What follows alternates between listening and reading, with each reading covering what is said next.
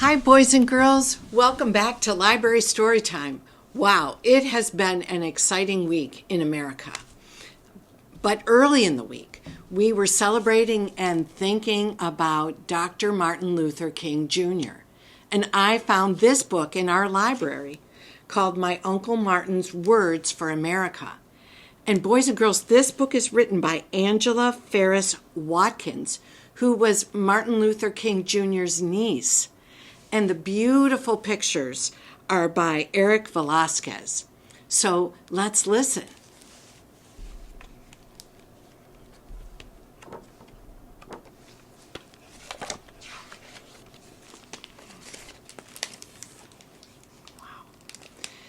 Hi, my name is Angela. And my Uncle Martin used the power of words, to help make America better.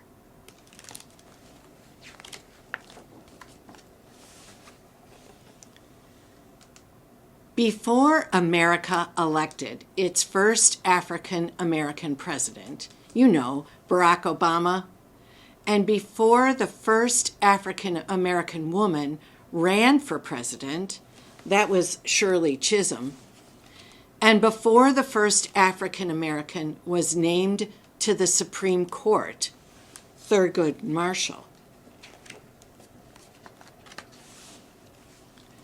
Before African Americans were astronauts and billionaires and movie directors and TV stars like Oprah, before all of that,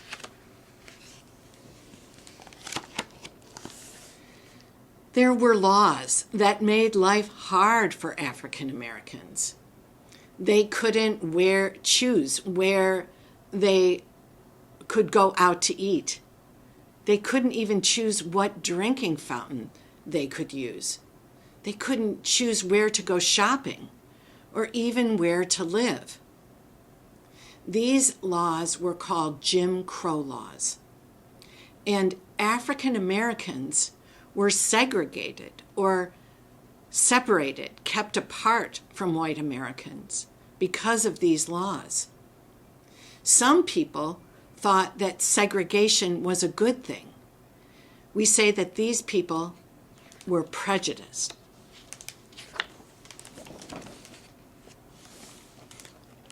My Uncle Martin did not believe in these laws or segregation. He was very upset with the way things were in America. So he became a leader in the American Civil Rights Movement. His name was Martin Luther King Jr.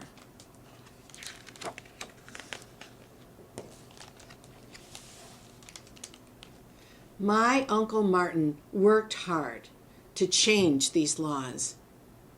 People listened to him. His voice had power, and so did his words. He believed that the way to change these Jim Crow laws was love. So he used words of love, and that's when America began to change, little by little, bit by bit, very slowly.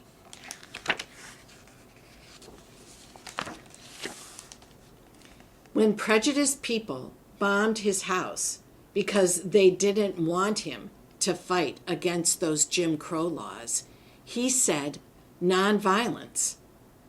That means you won't use hate or weapons or mean words. You will only use love. Right? Because violence could lead to people hurting one another, or someone might die.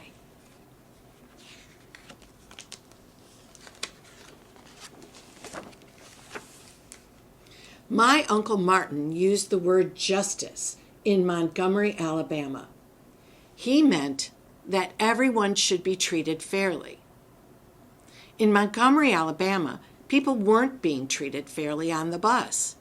They had to sit at the back, and they even had to give up their seat if a white American came along and wanted it. And the people said, We are not going to ride the bus.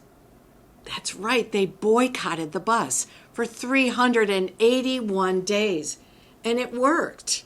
The bus company changed their rule and said all people should be treated fairly, and anyone can sit anywhere where they want on the bus.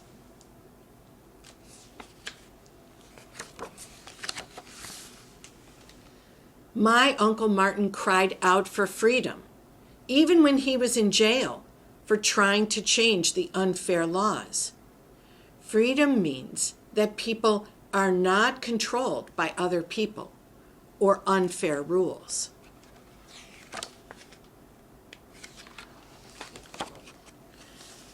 When Uncle Martin used the word freedom, people listened and things changed. People started to march in the streets to show that they wanted change. Even angry police dogs and water hoses were turned on them, and they just kept marching. Uncle Martin's words of love gave them the strength to keep going.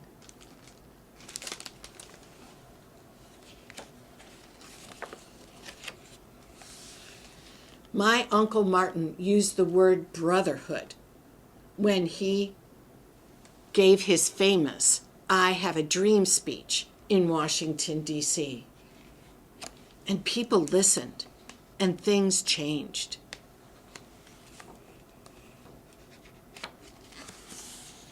New laws were passed, even the Civil Rights Act of 1964, that said segregation and in parks and hotels and other public places had to end.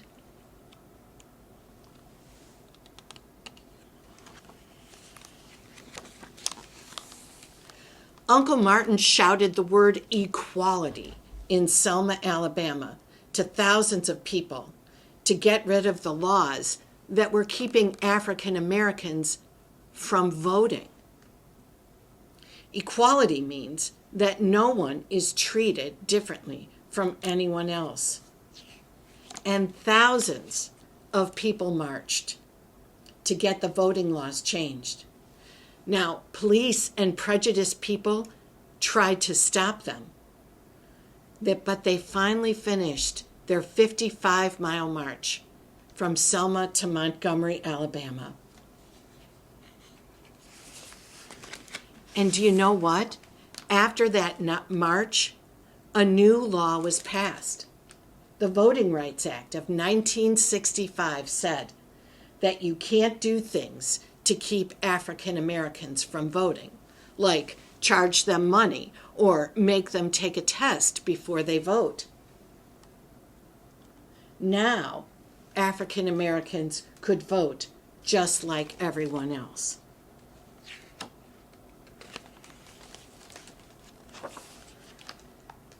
I am so glad that Uncle Martin spoke because people listened, and America has never been the same. And even all these years later, like 50 years later, people are still listening to the words of Martin Luther King and helping to change things in America that are unfair for African Americans. Thank you so much for listening, boys and girls, and I'll see you next week. Bye.